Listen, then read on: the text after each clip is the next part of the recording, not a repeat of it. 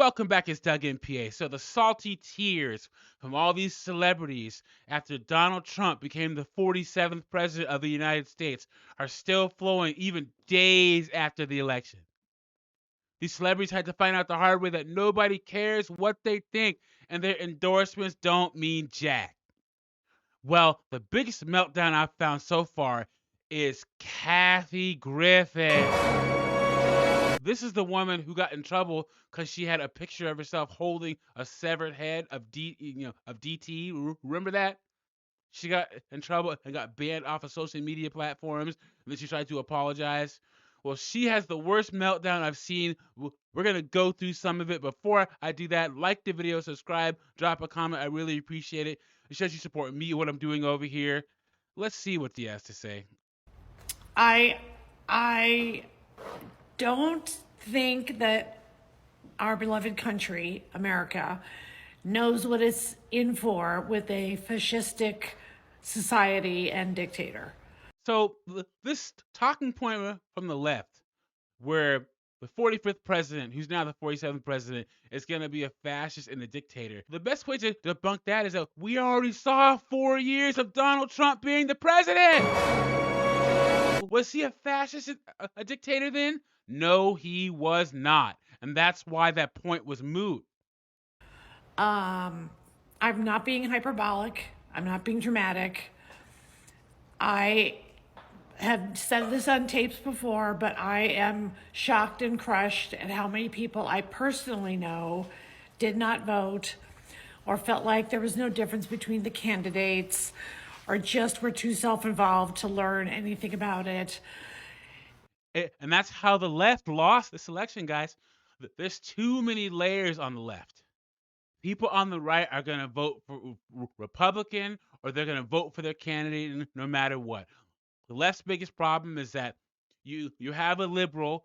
I'm a black female, anti people with small hats, vegan, anti-capitalist. And if the candidate on the left isn't exactly how I am, I'm not going to vote for him. And that's how they lost. Too many labels. They separated themselves too much. And that makes me sad.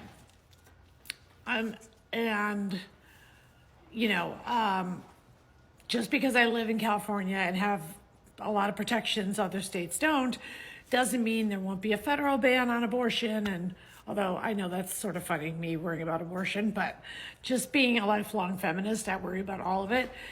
And the fact that the boys should be just as worried, because if you're really living in sort of the Trumpian, Christo-fascist, mega church, I think Trump is stopping child trafficking, QAnon world, then if your son gets a girl pregnant and they're both 15, then you, of course, will force that they marry and keep having as many Duggars as possible.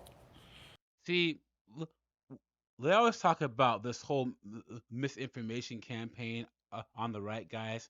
Did you hear what she just said? Did you hear all that? Jesus H. Christ. That's what's being pumped up on the left side, guys. Algorithm on the left is all sorts of crazy demonization foolishness, just like what she just said. So it's going to be a Duggar America, everybody. Remember how that one ended? Okay, you know what? We're going to keep fighting. And, Trump will crumble. I mean, he's not looking too healthy these days.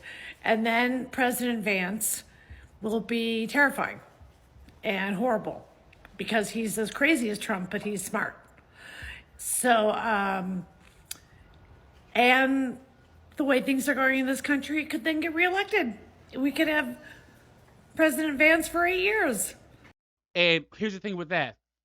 If the Democrats keep doing what they did in 2024, you're going to see a Republican president in 2028 and 2032. Because these Democrats, they just won't learn. Talking about misogyny and racism and the LGBT HGTV. That's so low on the priority list of the average American.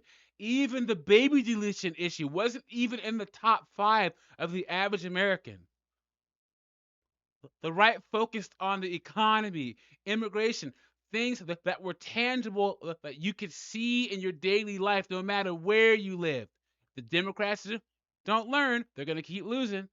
Which I kind of wish some of my friends had thought about yesterday that weren't voting. So now we're paying the price, and freedom isn't free, and we've been free. And technically, we're still a democracy. The inauguration is going to be a shit show. Remember how crazy his speech was last time?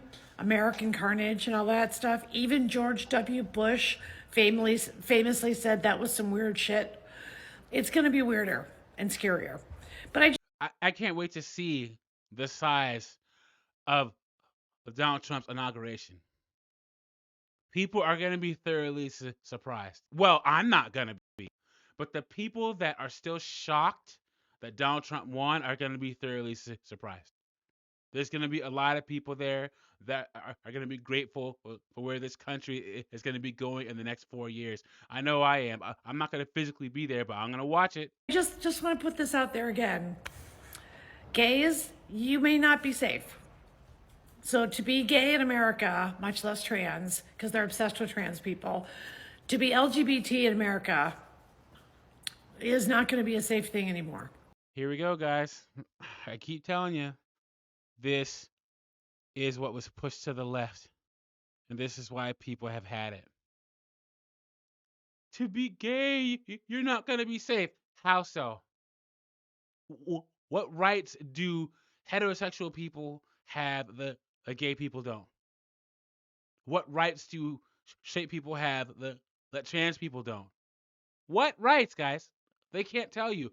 All they can do is fearmonger and peddle this type of crap. So to be a woman in America will be even less safe than it already is. So take care of each other. Have plans. Make sure you know how to gather support if you're afraid to walk down the street. Get more politically active. Not sure what's going to happen in my lifetime, but the kids will figure it out. Yeah, well, Gen Z, especially Gen Z men, are trending more and more conservative. The young guys are doing it, man. Look it up. There is a bigger divide politically between Gen Z men and women, and I love to see it. I think the Gen Z men are going to be the ones who get this nation really back on track. And I know this will get me in trouble, but I really, really wish Taylor Swift had done an event with Vice President Harris in Pennsylvania 2 months ago. So now it's Taylor Swift's fault.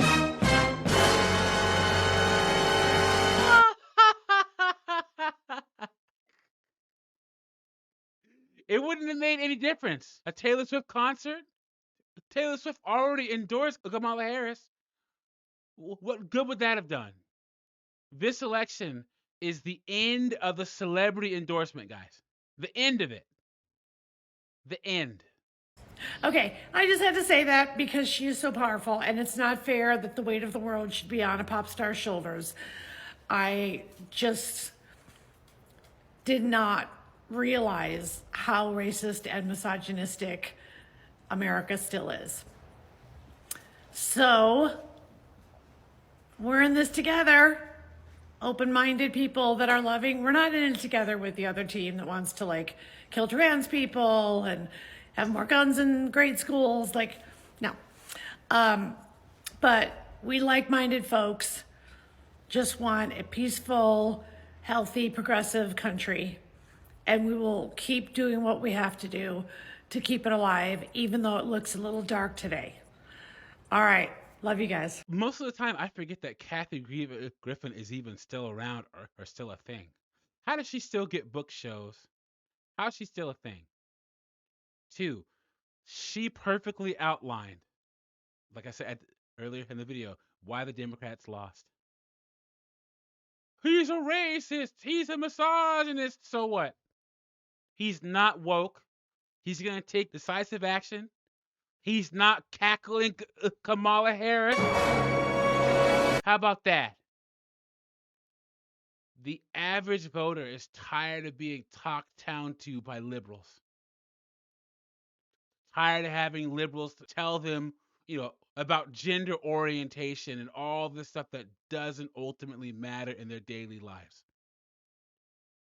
Kathy Griffin is a poster child to this type of mindset and this type of rhetoric. And just look at this as a reason why the Democrats lost. Let me know what you think about this in the comments. Like the video, subscribe. I'll catch you on the next one.